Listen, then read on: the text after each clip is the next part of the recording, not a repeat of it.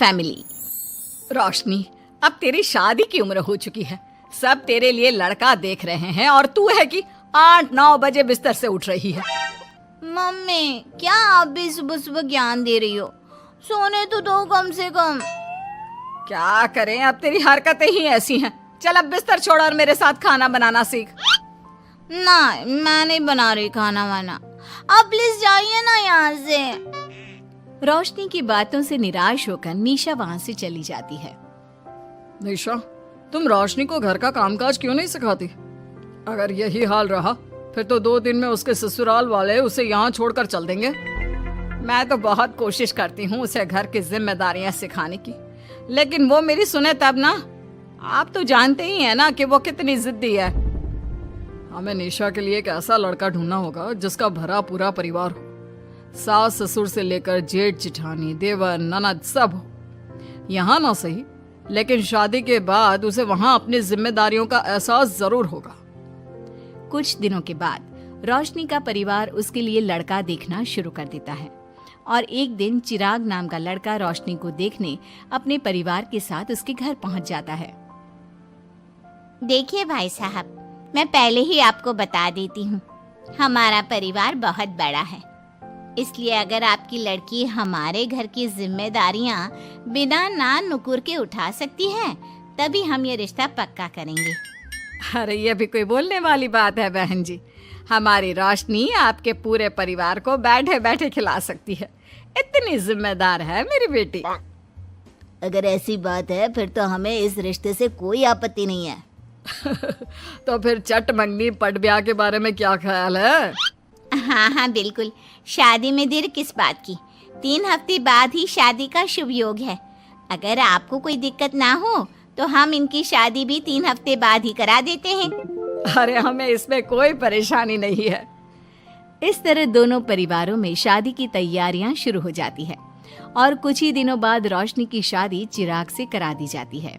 शादी के बाद, बहू इनसे मिलो, ये है तुम्हारी दादी सास, ये बड़ी सास और बड़े ससुर, ये तुम्हारे जेठ, ये जेठानी, ये दोनों तुम्हारे देवर और ये इस परिवार की सबसे छोटी बेटी सिमरन, यानी कि तुम्हारी ननद है।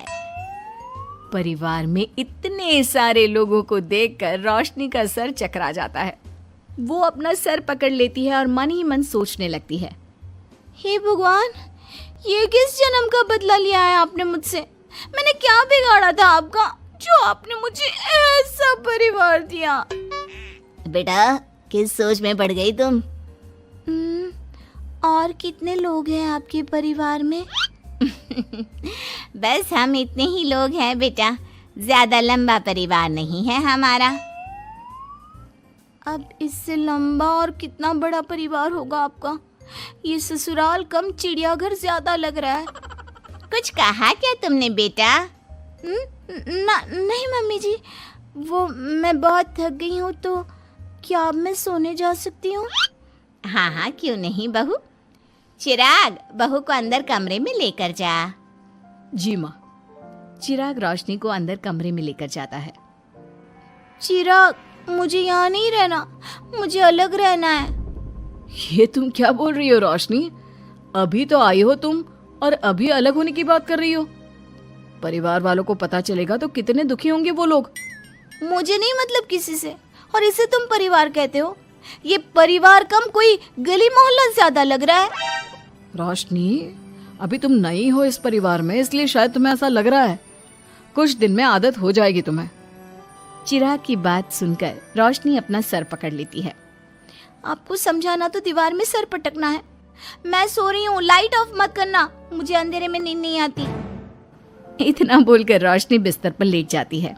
रोशनी को देखकर चिराग का मुंह खुला का खुला रह जाता है। वो भी पैर पटकते हुए बिस्तर के दूसरे कोने में अपना मुंह मोड़कर सो जाता है। अगले दिन, देवरानी जी, आप उठ भी जाइए, सुबह के 6 बज चुके हैं। सोने दो ना मम्मी, क्यों परेशान कर रही हो? देवरानी जी, मैं आपकी मम्मी नहीं जेठानी हूँ। सुबह सुबह क्या मजाक है मम्मी? इतना कहकर रोशनी अपनी आंखें मसलते हुए उठती है और अपनी जेठानी को देखकर चौंक जाती है। दीदी, आप यहाँ? पिछले 1 घंटे से तुम्हें उठा रही हूँ, लेकिन तुम हो कि अब उठ रही हो। लेकिन अभी तो सिर्फ 6 बज रहे हैं, आपने मुझे उठाया क्यों? वो इसलिए क्योंकि आज तुम्हारे इस घर में पहली रसोई है, तो खाना आज तुम्हें ही बनाना होगा ना। क्या? मुझे पूरे मोहल्ले के लिए खाना बनाना पड़ेगा? नहीं रोशनी, तुम्हें पूरे मोहल्ले के लिए नहीं, सिर्फ परिवार के लोगों के लिए ही खाना बनाना है। आपका परिवार किसी मोहल्ले से कम है क्या? कुछ कहा क्या तुमने? हाँ नहीं दीदी, आप चलिए, मैं अभी फ्रेश होकर आती हूँ। आरती वहां से चली जाती है, जिसकी थोड़ी देर बाद रोशनी भी रसोई में जाकर मजबूरी में सबके लिए खाना बनाने लगती है। पूरे 2 घंटे मेहनत करने के बाद उसका खाना बनकर तैयार होता है। वाह बहू, खाना तो बड़ा स्वाद बना है। सच में बहू, तुमने भले ही बहुत देर लगाई खाना बनाने में, लेकिन खाना बहुत स्वादिष्ट बना है। आपके हाथों में तो जादू है देवरानी जी। मैं तो कहती हूँ अब से रोज आप ही खाना बनाया कीजिए, क्यों मम्मी जी? हाँ हाँ बेटा, बिल्कुल ठीक कहा तुमने। रोशनी, आज से रोज तुम ही खाना बनाना।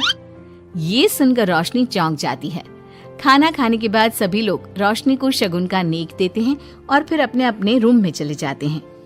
क्या यार रोशनी, इतना टेस्टी खाना बनाना जरूरी था क्या? अब फंस गई ना तू। ये सब माँ पापा की वजह से हो रहा है, उनके कारण मुझे ये सब झेलना पड़ रहा है। रोशनी गुस्से में अपने रूम में जाती है और अपनी माँ को फोन मिलाती है। मम्मी, मैं आपको कभी माफ नहीं करूंगी। आपने जानबूझकर मुझे इतने बड़े परिवार में भेजा है, जहाँ मुझे सांस लेने की भी फुर्सत नहीं है। हमने ये सब इसलिए किया ताकि तू अपनी जिम्मेदारियां निभाना सीखे। अब मायके की तरह ससुराल में भी अपनी जिम्मेदारियों से मुंह मत मोड़ लेना। मुझे नहीं रहना माँ यहाँ। इस घर में जितने लोग हैं उतने तो हमारे गली मोहल्ले में भी नहीं थे। माँ, मैं आपसे आपकी सारी बातें मानूंगी, पर प्लीज मुझे यहाँ से ले जाइए। बिल्कुल नहीं, अब से वही तेरा सब कुछ है। वहां से भागने के बजाय अपनी जिम्मेदारियां पूरी करना सीख, इससे हमें भी थोड़ी खुशी मिल जाएगी। माँ की बातों से निराश होकर रोशनी फोन काट देती है, जिसके बाद उसकी नजर नेक में मिले पैसों पर पड़ती है और वो फटाफट से बिस्तर पर बैठकर पैसे गिनना शुरू कर देती है। अरे वाह, ये तो पूरे 25,000 रुपए हैं। किसी ने भी 5100 से कम का नेक नहीं दिया। चलो अच्छा है, कुछ तो फायदा हुआ इतने बड़े परिवार में शादी करने का। अब इन सब पैसों से मैं अकेले शॉपिंग करूंगी, बहुत मजा आएगा। शॉपिंग के बारे में सोच सोच कर ही रोशनी अपने बिस्तर पर कूदने लगती है। उसे बिस्तर पर कूदता देख सभी लोग चौंक जाते हैं।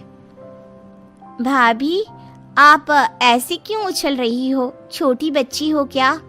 अपनी ननद की बात सुनकर रोशनी का मुंह खुला का खुला रह जाता है। थोड़ी देर बाद रोशनी घर में बिना बताए शॉपिंग के लिए निकल जाती है और शगुन में मिले पूरे पैसों को शॉपिंग में उड़ा देती है। शाम में, देवरानी जी कहाँ गई थी आप?